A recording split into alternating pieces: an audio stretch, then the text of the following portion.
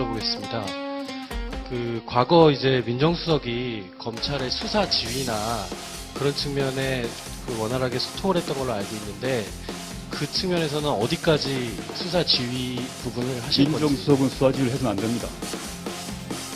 민정수석은 수사 지휘를 해서는 안 됩니다. 민정수석은 수사 지휘를 해서는 안 됩니다.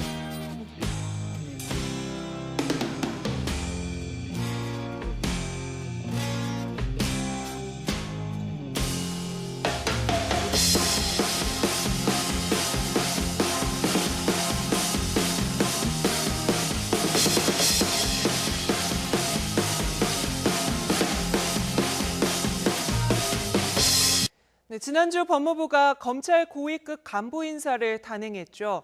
새 정부가 추진해온 검찰개혁의 실질적인 신호탄이라는 분석입니다.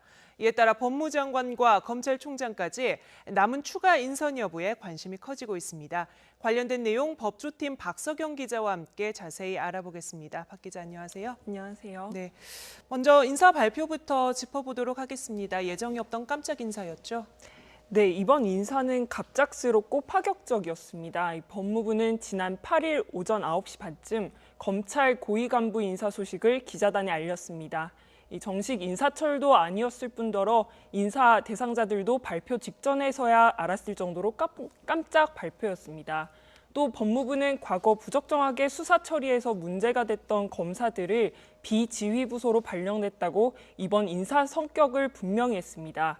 이 사건 처리를 잘못한 검사라고 공개적으로 낙인을 찍었기 때문에 검찰 내부에서 반발 기류도 나왔습니다. 문재인 대통령이 당선 전부터 검찰 독립성과 중립성을 강화하겠다고 했지만 사실상 청와대의 입김이 반영된 인사라는 불만의 목소리도 있었습니다. 네, 인사 대상자들 몇 면을 보면은 일부는 소위 잘 나가던 검사 내부에서 이런 평가를 받던 분들도 있었던 것 같은데 좀 자세히 살펴볼까요? 네, 이른바 좌천성 인사 조처가 내려진 이 검찰 고위 간부는 모두 6명입니다. 화면 보면서 설명해 드리겠습니다. 먼저 유상범 창원지검장은 광주고검 차장검사로, 또 정수봉 대검 범죄정보기획관은 서울고검 검사로 각각 전보가 됐습니다. 일선 지방검찰청보다 상위 기관인 고등검찰청으로 가면 영전한 것이 아니냐고 생각할 수도 있지만 고등검찰청은 직접 수사를 하지 않는 곳이어서 내부적으로 한직으로 평가받는 곳입니다. 네. 예. 사건 처리를 잘못한 검사다 이렇게 낙인을 찍었다고 했는데 구체적으로 어떤 사건들을 지목하는 건가요? 네, 이들은 모두 박근혜 정권에서 정부 입맛에 맞는 수사를 했다는 비판이 제기된 인물들입니다. 우선 윤갑근 고검장은 지난해 우병우 특별수사팀을 이끌었는데 별다른 성과 없이 수사를 마무리해서 비판을 받았고, 또 당시 우 전 수석 조사 때는 이른바 황제 소환 논란만 불거져서 문제가 되기도 했습니다. 또 우 전 수석과 대학, 연수원 동기로 친분이 두터운 김진모 지검장은 대검 기획조정부장으로 재직하면서 이 세월호 수사 축소에 개입한 의혹이 제기된 인물입니다. 또 전현준 지검장은 과거 광우병 논란을 보도한 PD수첩 제작진을 재판에 넘겼다가 이 대법원에서 무죄 판결이 나면서 무리한 수사라는 지적을 받기도 했습니다. 공안통으로 알려진 정점식 부장은 과거 통진당 해산을 주도했고, 또 지난 총선 수사 당시엔 편파 논란이 일기도 했습니다. 또 아울러 지난 2014년 정윤회 문건 유출 파동 당시 각각 중앙지검 3차장과 형사 1부장으로 수사를 맡은 유상범 지검장과 정수봉 검사에게도 이 좌천성 인사가 내려졌습니다. 네, 이 검사들 지난해 박영선 의원이 공개했던 우병우 사단에 포함됐던 검사들이죠. 네, 그렇습니다. 지난해 11월 박영선 의원은 국회 긴급 현안 질의에서 이른바 우병우 사단이라고 불리는 검사 12명의 명단을 공개했습니다.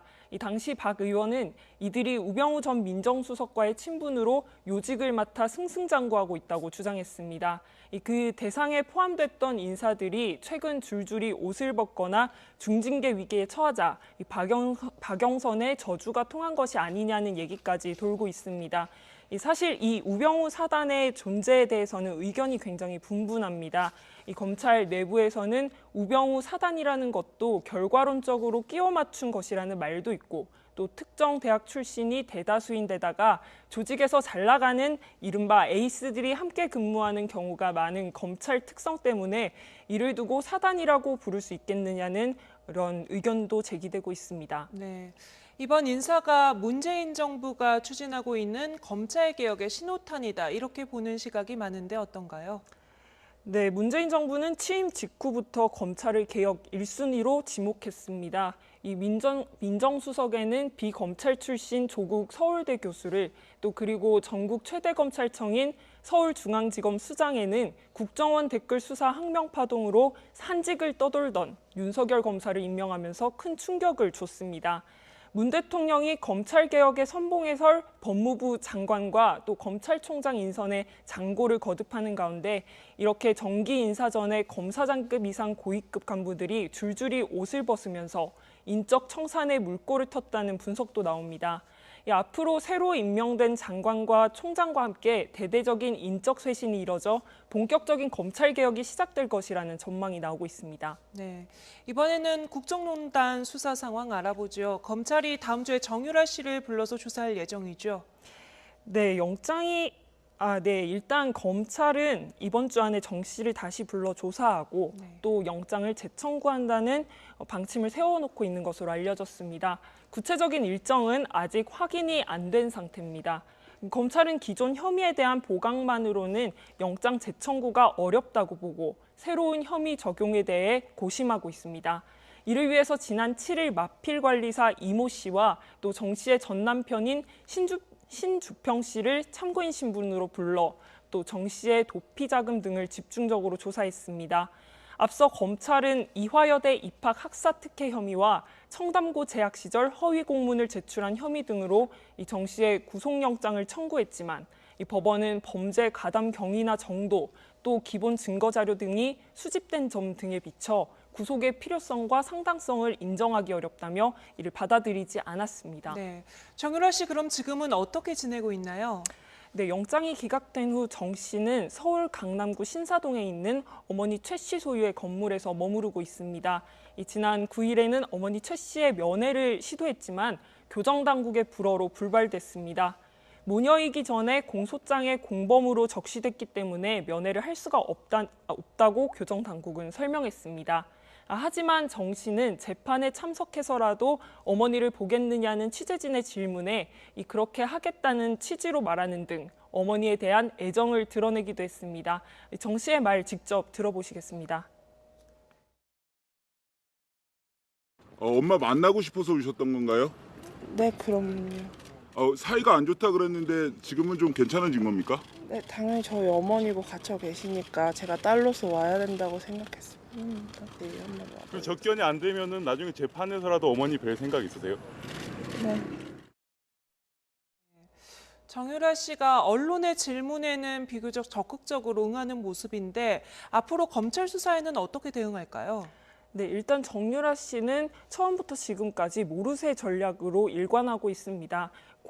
공항 입국 당시부터 검찰 조사 등에서도 일관되게 주장해왔는데요. 심지어 학교는 가지도 않았고 가고 싶지도 않았다고 말했습니다. 또 어머니가 하는 건 본인은 전혀 알지 못했다며 어머니에게 책임을 미루기도 했습니다. 변호인 측 역시 영장 재청구 가능성에 대비해서 국민적 비난의 대상은 될 수 있지만 이 법리적인 혐의 적용은 어렵다는 점을 주장할 것으로 보입니다. 또 검찰에서 강조하는 것이 바로 도주 우려 가능성입니다.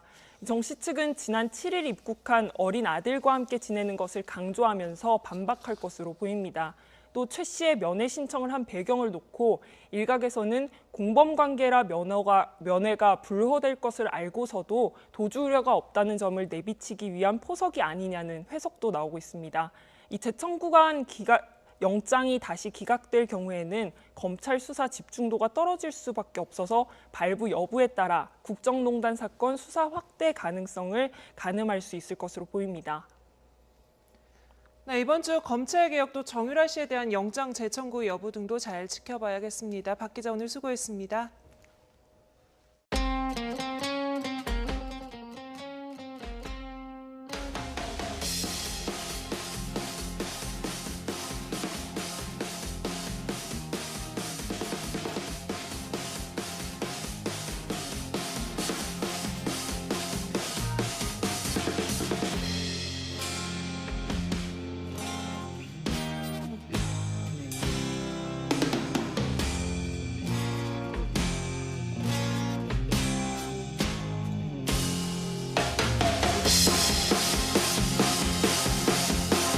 수사를 주도했고 또 지난 총선 수사 당시엔 편파 논란이 일기도 했습니다. 또 아울러 지난 2014년 정윤회 문건 유출 파동 당시 각각 중앙지검 3차장과 형사 1부장으로 수사를 맡은 유상범 지검장과 정수봉 검사에게도 이 좌천성 인사가 내려졌습니다. 네. 이 검사들 지난해 박영선 의원이 공개했던 우병우 사단에 포함됐던 검사들이죠. 네, 그렇습니다. 지난해 11월 박영선 의원은 국회 긴급 현안 질의에서 이른바 우병우 사단이라고 불리는 검사 12명의 명단을 공개했습니다. 이 당시 박 의원은 이들이 우병우 전 민정수석과의 친분으로 요직을 맡아 승승장구하고 있다고 주장했습니다. 그 대상에 포함됐던 인사들이 최근 줄줄이 옷을 벗거나 중징계 위기에 처하자 박영선의 저주가 통한 것이 아니냐는 얘기까지 돌고 있습니다. 여쭤보겠습니다. 과거 이제 민정수석이 검찰의 수사 지휘나 그런 측면에 원활하게 소통을 했던 걸로 알고 있는데 그 측면에서는 어디까지 수사 지휘 부분을 하실 건지. 민정수석은 수사 지휘를 해서는 안 됩니다. 민정수석은 수사 지휘를 해서는 안 됩니다. 민정수석은 수사 지휘를 해서는 안 됩니다.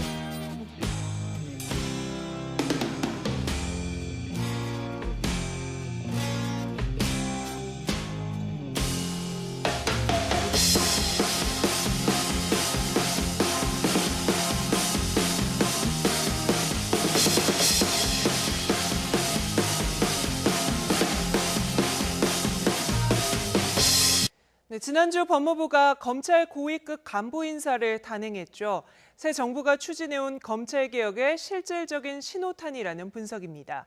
이에 따라 법무장관과 검찰총장까지 남은 추가 인선 여부에 관심이 커지고 있습니다. 관련된 내용 법조팀 박석영 기자와 함께 자세히 알아보겠습니다. 박 기자 안녕하세요. 안녕하세요. 네, 먼저 인사 발표부터 짚어보도록 하겠습니다. 예정이 없던 깜짝 인사였죠? 네, 이번 인사는 갑작스럽고 파격적이었습니다. 법무부는 지난 8일 오전 9시 반쯤 검찰 고위 간부 인사 소식을 기자단에 알렸습니다. 정식 인사철도 아니었을 뿐더러 인사 대상자들도 발표 직전에서야 알았을 정도로 깜짝 발표였습니다. 또 법무부는 과거 부적정하게 수사 처리에서 문제가 됐던 검사들을 비지휘부서로 발령냈다고 이번 인사 성격을 분명히 했습니다. 이 사건 처리를 잘못한 검사라고 공개적으로 낙인을 찍었기 때문에 검찰 내부에서 반발 기류도 나왔습니다. 문재인 대통령이 당선 전부터 검찰 독립성과 중립성을 강화하겠다고 했지만 이 사실상 청와대의 입김이 반영된 인사라는 불만의 목소리도 있었습니다. 네, 인사 대상자들 몇 면을 보면은 일부는 소위 잘 나가던 검사 내부에서 이런 평가를 받던 분들도 있었던 것 같은데 좀 자세히 살펴볼까요? 네, 이른바 좌천성 인사 조처가 내려진 이 검찰 고위 간부는 모두 6명입니다. 화면 보면서 설명해 드리겠습니다. 먼저 유상범 창원지검장은 광주고검 차장검사로 또 정수봉 대검 범죄정보기획관은 서울고검 검사로 각각 전보가 됐습니다. 일선 지방검찰청보다 상위 기관인 고등검찰청으로 가면 영전한 것이 아니냐고 생각할 수도 있지만 고등검찰청은 직접 수사를 하지 않는 곳이어서 내부적으로 한직으로 평가받는 곳입니다. 네. 예.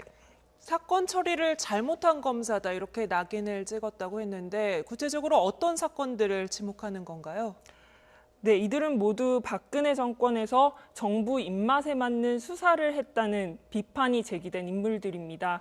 우선 윤갑근 고검장은 지난해 우병우 특별수사팀을 이끌었는데 이 별다른 성과 없이 수사를 마무리해서 비판을 받았고 또 당시 우 전 수석 조사 때는 이른바 황제 소환 논란만 불거져서 문제가 되기도 했습니다. 또 우 전 수석과 대학, 연수원 동기로 친분이 두터운 김진모 지검장은 대검 기획조정부장으로 재직하면서 이 세월호 수사 축소에 개입한 의혹이 제기된 인물입니다. 또 전현준 지검장은 과거 광우병 논란을 보도한 PD수첩 제작진을 재판에 넘겼다가 이 대법원에서 무죄 판결이 나면서 무리한 수사라는 지적을 받기도 했습니다. 공안통으로 알려진 정점식 부장은 과거 통진당 해산